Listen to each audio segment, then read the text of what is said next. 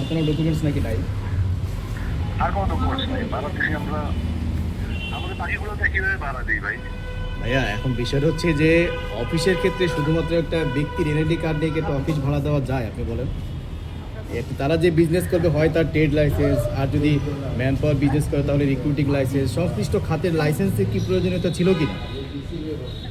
না, আমরা এত কিছু দেখে ভাড়া দিই ভাই। আমাদের আরো তো এই বিল্ডিং আর অনেকগুলো ভাড়া আছে, এত কিছু দেখি না আমরা। আমরা আমাদের ভাড়া পাইছি, আমরা আমাদের দরকার মতো ভাড়া দিলে আমরা ভাড়া দিই। ভাড়াটি পেলে ভাড়া দেন। যাই হোক, এটা তাহলে বোধ হয় আপনাদের কোনো একটা মানে গ্যাপ আমরা ধরে নিতে পারি কি। যাই হোক, এখন ভাইয়া বিষয়টা হচ্ছে এখানে ধরেন অনেক ভুক্তভোগী টাকা নিয়ে তারা চলে গেছে, আপনি বোধহয় অলরেডি এই মেসেজটা পাইছেন নাকি? হ্যাঁ, আমি শুনছি।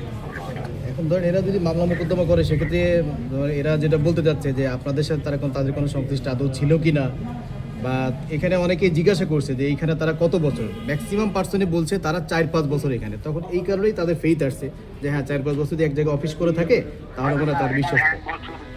মে মাস থেকে মে মাস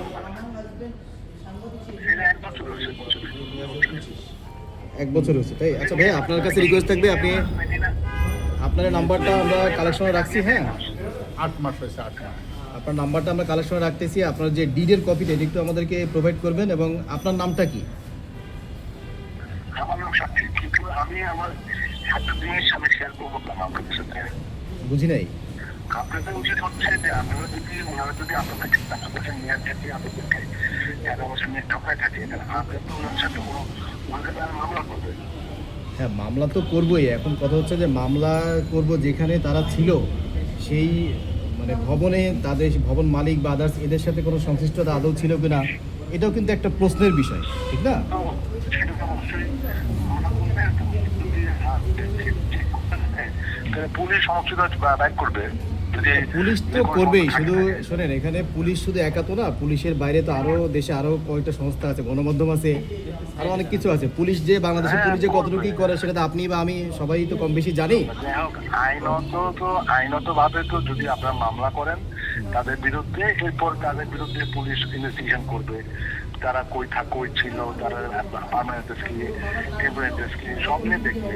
তখন যদি কোনো সমস্যা পায় তখন আমাদের সাথে আলাপ করতে আসবে। তাছাড়া তো আমরা জাস্ট ভাড়া বাড়িওয়ালা, ওনারা ভাড়া দিয়া, এতটুকুই আমাদের সম্পর্ক।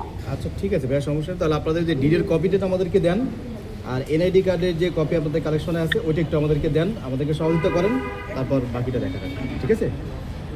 আপনি কি আপনার ভুক্তভোগী একজন? হ্যাঁ হ্যাঁ, আমিও, আমার ভাই ভুক্তভোগী। ভাই ভুক্তভোগী না হলে কেন এখানে দৌড়ে আসবো, বুঝেন না? ভুক্তভোগী হলে কে এখানে আসে? জি, এই সমস্যাটা কি ছিল? সমস্যা তারা ইউরোপের বিভিন্ন দেশে পাঠানোর নাম করে ম্যাক্সিমাম অনেক মাসের থেকে লাখ লাখ টাকা নিয়ে গেছে। কারো থেকে 14 লাখ, 10 লাখ, 12 লাখ, 30 লাখ, 5 লাখ, 30 লাখ টাকাও নিয়ে গেছে। 33 লাখ। অনেক টাকা নিয়ে গেছে, কোটি কোটি টাকা নিয়ে গেছে, বুঝতে পারছেন? তো আমি দোস্ত, ওরা তো চোর তাহলে, কিন্তু যারা দিছে ওনারা তো একটু চক্ষু ছিল। এটা তো ধরেন ভুল তো সবারই কম বেশি হয়েছে, ঠিক না? এখন যাই হোক, সেটা বলে লাভ নাই। আপনার কাছে রিকোয়েস্ট যেটা, আপনি ডিডের কপিটা তুহিন সাহেবকে একটু দিতে বলেন, আর যে এনআইডি কার্ড আছে দিতে বলেন। আপনারা আমাদেরকে একটু কোঅপারেট করেন, বাকিটা আমরা আল্লাহ ভরসা চেষ্টা করি, দেখা যাক রিকভারি হয় কিনা, ঠিক আছে? ঠিক আছে, ওকে, ঠিক আছে, ওকে কালকে ব্যবস্থা হবে। ওকে, থ্যাংক ইউ ভাই। ফোনটা